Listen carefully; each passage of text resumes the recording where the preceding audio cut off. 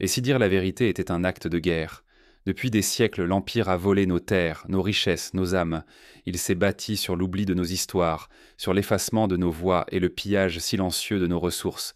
Pendant que l'Afrique dormait, pendant que la Russie luttait pour sa survie, l'Empire consolidait sa puissance sur nos faiblesses.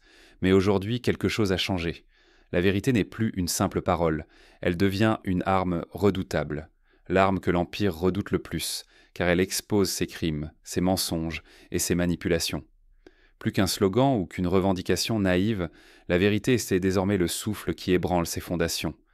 Voyez autour de vous. L'Afrique s'éveille. Elle refuse l'oubli, elle réclame justice.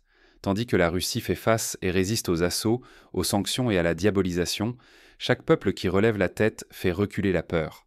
L'Empire vacille, car il ne sait plus comment museler notre quête de lumière et notre soif d'autonomie. La jeunesse partout apporte la lumière face au brouillard de la désinformation.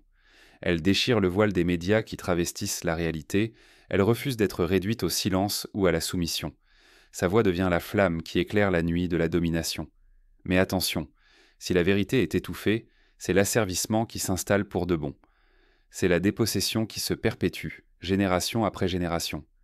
Perdre la vérité, c'est abandonner notre dignité, notre souveraineté et jusqu'à notre capacité à rêver d'un avenir meilleur.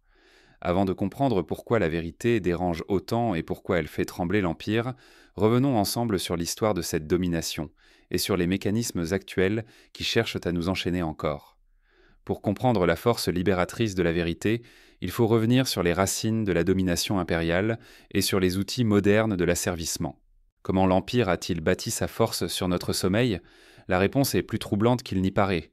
Depuis des siècles, la domination s'est installée dans nos vies, souvent à notre insu, pendant que nous avions les yeux fermés sur la violence de l'histoire. Au début, ils sont venus avec la Bible dans une main, le fusil dans l'autre. Sous prétexte d'apporter la lumière, ils ont plongé nos terres dans l'ombre de la soumission. La colonisation, c'était l'invasion de nos âmes, et la dépossession de nos richesses, sous couvert de civilisation. Au nom du progrès, ils ont détruit nos racines, effacé nos cultures et pillé nos ressources. L'or, le coton, le pétrole, tout a été emporté. Leur développement s'est bâti sur nos ruines. Leurs villes ont brillé grâce à l'obscurité de nos villages. Ce qu'ils appelaient civilisation n'était que domination déguisée. Mais l'histoire ne s'est pas arrêtée là. Les armes visibles ont laissé place à des armes invisibles. Aujourd'hui, ce sont les banques, les médias et les traités qui maintiennent la servitude. Les institutions financières imposent des dettes que nous ne finirons jamais de rembourser. L'argent qu'on nous prête n'est que le reflet de celui qu'ils nous volent. La domination moderne ne fait plus de bruit de bottes, mais elle résonne à travers des mots et des chiffres. Les médias façonnent la réalité à leur image, imposent un récit unique où le résistant devient oppresseur et où l'oppresseur se fait passer pour le libérateur. Chaque image, chaque phrase devient une arme pour écraser la conscience et la volonté des peuples. Les sanctions économiques ne sont pas de simples mesures administratives.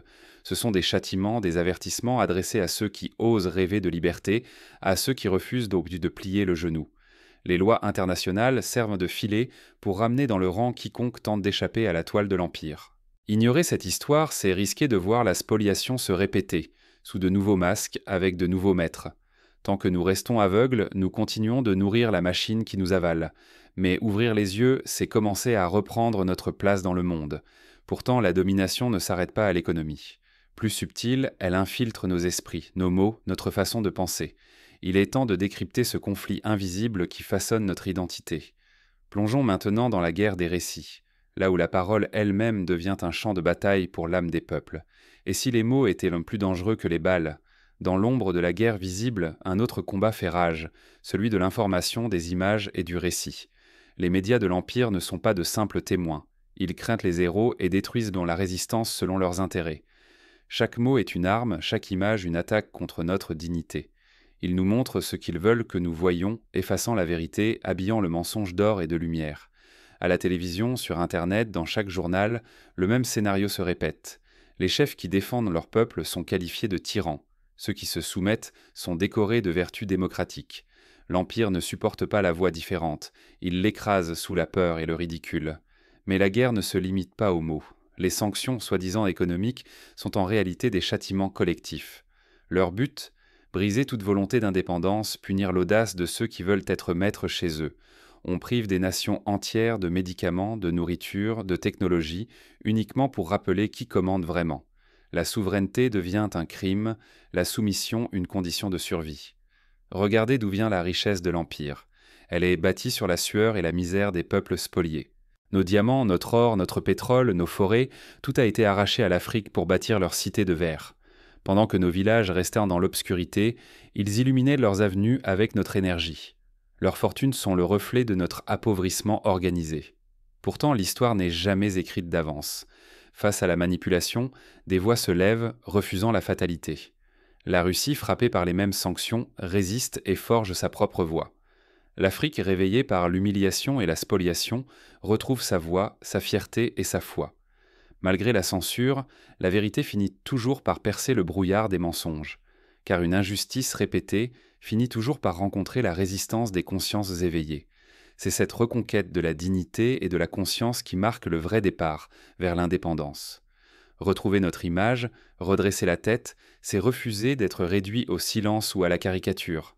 C'est se réapproprier le droit de nommer, de raconter, de rêver par nous-mêmes. Rester passif face à cette manipulation, c'est perdre sa voix, son image et sa capacité à agir pour son peuple. C'est accepter d'être effacé de l'histoire, condamné à vivre dans le miroir déformant de l'Empire.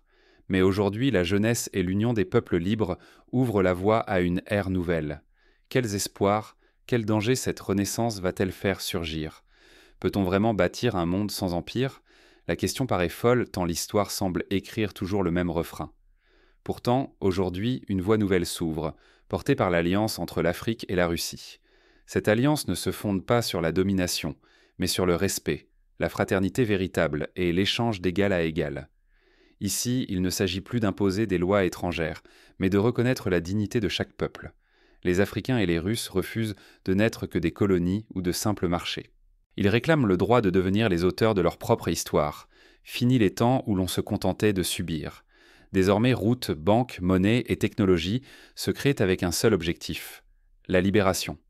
Les échanges s'organisent, non pour enrichir de nouveaux maîtres, mais pour bâtir un avenir commun, affranchi des chaînes économiques et idéologiques.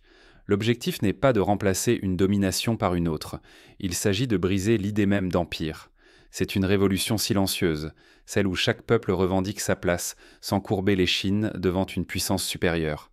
C'est le refus de l'humiliation, la fin du mépris, l'ambition de ne plus jamais être des sujets sans voix ni droit.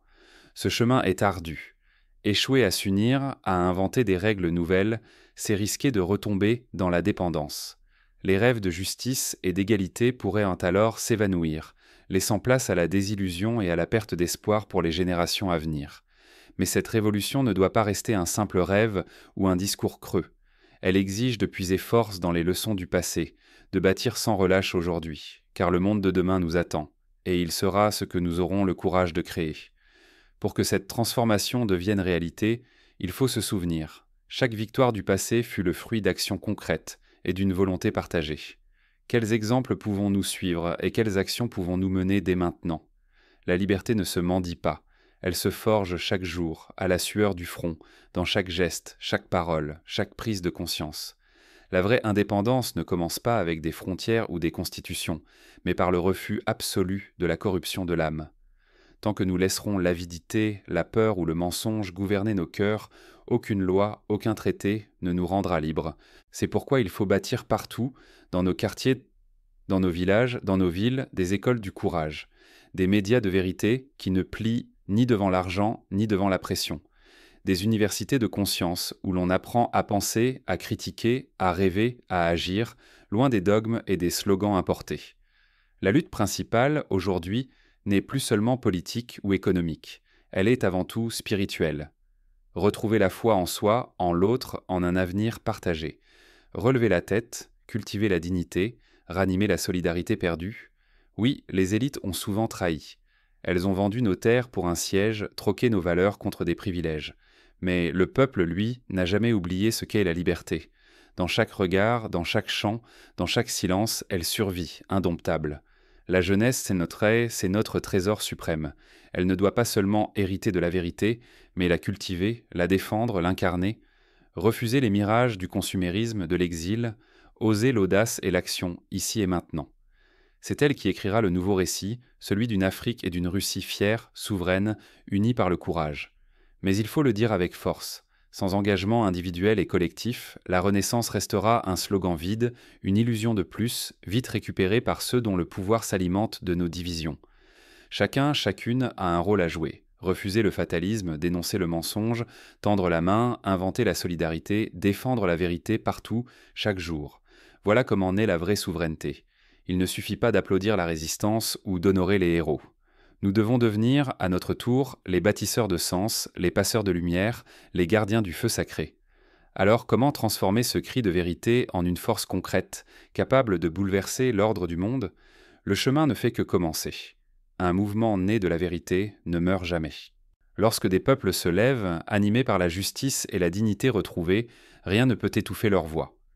L'histoire nous l'apprend, les empires tombent, mais la flamme de la liberté, elle, renaît sans cesse, portée par la volonté farouche des opprimés à se réapproprier leur destin. Aujourd'hui, l'Afrique et la Russie incarnent cette force tranquille, ce refus courageux de la soumission. Jadis, ils furent victimes des mêmes chaînes, visibles ou invisibles, forgées par la domination occidentale.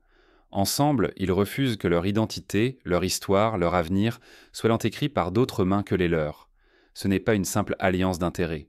C'est une insurrection des consciences, une solidarité forgée dans la douleur, mais aussi dans l'espérance.